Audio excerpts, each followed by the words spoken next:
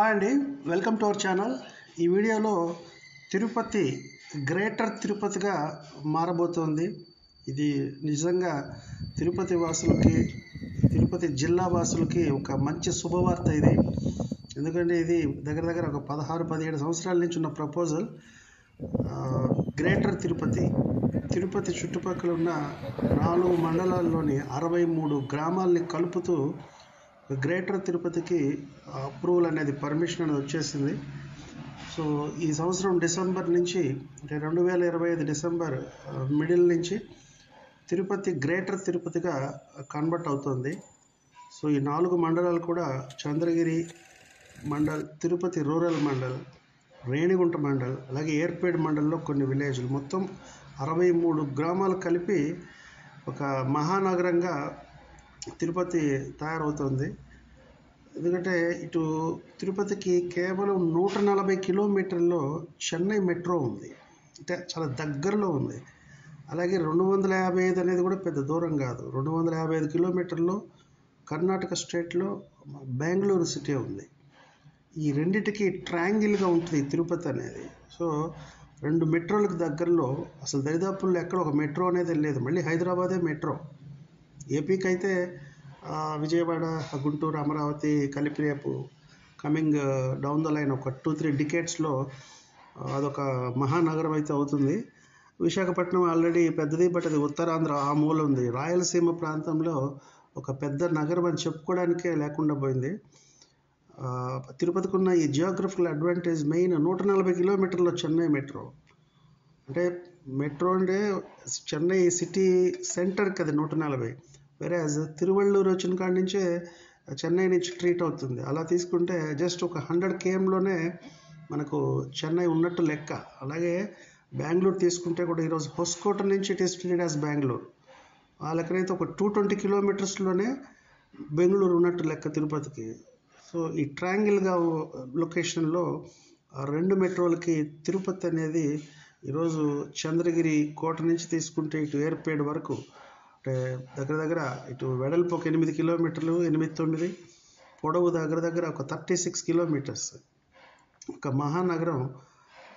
So దీని master plan కూడా coming 50 ఇయర్స్కి అవసరమైన నీడ్స్ దృష్టిలో పెట్టుకొని తయారవుతుంది.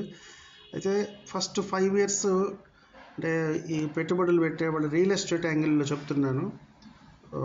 సో ఈ వీడియో కూడా రియల్ ఎస్టేట్ యాంగిల్లో ఎలా ఉంటుంది తిరుపతి అనేది ఎక్స్ప్లెయిన్ చేయడానికి పెట్టింది.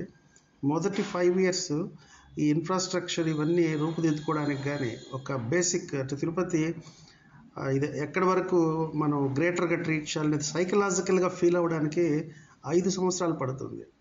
బట్ 5 సంవత్సరాల తర్వాత మాత్రం ఈరోజు మనం టుడే 2025లో ఎక్కడైనా తీసుకోండి, అంటే అవుట్ సైడ్, అంటే ఈ 4 మండలాల్లో ఏ విలేజ్లు అయితే, ఏ గ్రామాలు అయితే గ్రేటర్ తిరుపతిలో కలుస్తున్నాయో ఆయా గ్రామాల్లో ఉన్న ఈరోజు ధరలు చూసుకోండి.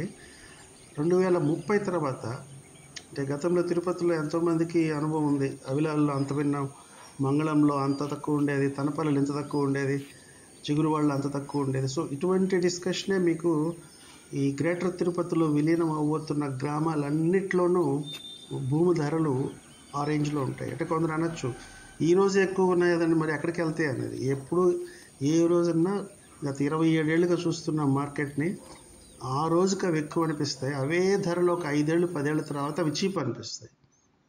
ఇది చాలామందికి అనుభవంలోకి వచ్చి ఉంటుంది.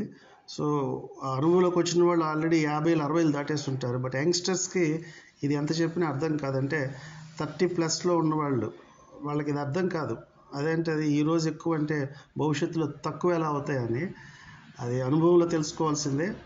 సో ఇది నిజంగా చాలా చాలా గుడ్ న్యూస్. ఎందుకంటే తిరుపతికి లేనిది లేదు. దీనికి ఎయిర్పోర్ట్ ఉంది, పెద్ద రైల్వే జంక్షన్ ఉంది. ఇప్పుడున్న తిరుపతి రైల్వే స్టేషన్ కాక తిరుచానూరు రైల్వే స్టేషన్ రెడీ అవుతుంది ఫ్యూచర్లో. ఇప్పుడు ఈ గ్రేటర్ తిరుపతి నేపథ్యంలో వెస్ట్ రైల్వే స్టేషన్ కూడా, తిరుపతి వెస్ట్ కూడా మీకు రెడీ అవుతుంది. ఇంకా రోడ్ ట్రాన్స్పోర్ట్ పరంగా అయితే రేణిగుంట జంక్షన్లో అటు కడప హైదరాబాదు, ఇటు చెన్నై, అటు నెల్లూరు విజయవాడ వైజాగ్, ఇటు బెంగళూరు, ఇటు మదనపల్లి అనంతపూర్, అంటే ఒక బిగ్గెస్ట్ జంక్షన్ ఇది రేణిగుంట జంక్షన్ అనేది. సో బై రోడ్ అయినా కూడా తిరుపతి జియోగ్రఫికల్గా చాలా పెద్ద జంక్షన్ తిరుపతి అనేది. దానికి ఒక ఎయిర్పోర్ట్ ఉంది, ఒక 3 రైల్వే స్టేషన్స్ ఉన్నాయి. సో ఇప్పుడు ఇది గ్రేటర్ తిరుపతి అవుతుంది. సో ఒక మహానగరంగా తయారయ్యడానికి మొదటి అడుగు అయితే పడింది ఇది. సో అందరూ మేము ఎప్పుడో కొన్నాం, రేట్లు పెరగట్లేదు అనుకునేవాళ్ళు, కానీ మేము అక్కడ ఇల్లు కట్టాలనుకున్నాం, ఇంకా ఊరు పెరగలేదు అనుకునే వాళ్ళకి కానీ ఇక్కడి నుంచి ఇవన్నీ జరుగుతాయి. ఆల్రెడీ తిరుపతి జిల్లాని ఎక్కడ దాకా పెంచేస్తారో మీకు తెలుసు. వెంకటగిరి, గూడూరు, నాయుడుపేట, సూళ్ళూరుపేట, తడ, వరదయ్యపాలెం, ఇప్పుడు ఇదంతా కూడా తిరుపతి జిల్లాయే.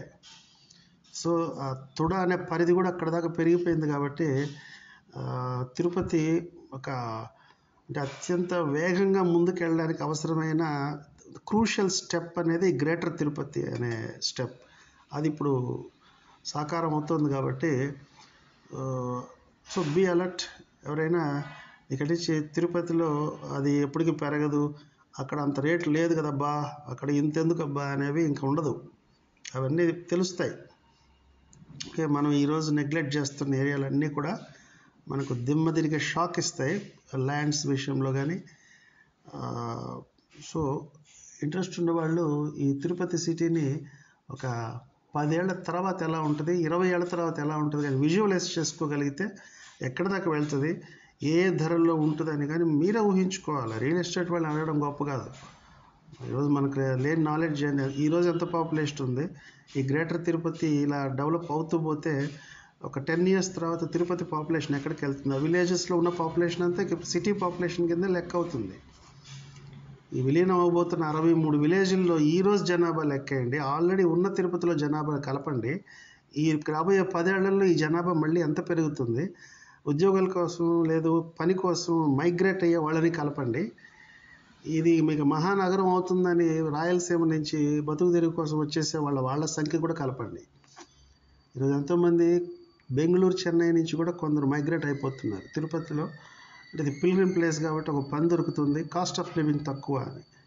సో ఈ విధంగా విజువలైజ్ చేసుకోవాలి. ఒక 10 ఏళ్ల తర్వాత పాపులేషన్ అంటే ఇప్పుడు మనం ఉంటున్న తిరుపతిలో జనాభా ఎంత పెరగద్దని కాదు, చాలా సైంటిఫిక్గా వేసుకోవాలి. అప్పుడు ఆ పాపులేషన్కి ఇప్పుడు కలవబోతున్న 63 గ్రామాల్లోని ధరలు ఎక్కడికి వెళ్తాయి అనేది ఇలా గెస్ చేయాలి. ల్యాండ్ ధరలు అలా గెస్ చేసుకొని ఈరోజు మీ గెస్సింగ్ ఎక్కడ కరెక్ట్ అనుకుంటే అక్కడ వెళ్ళి ఇన్వెస్ట్ చేయండి.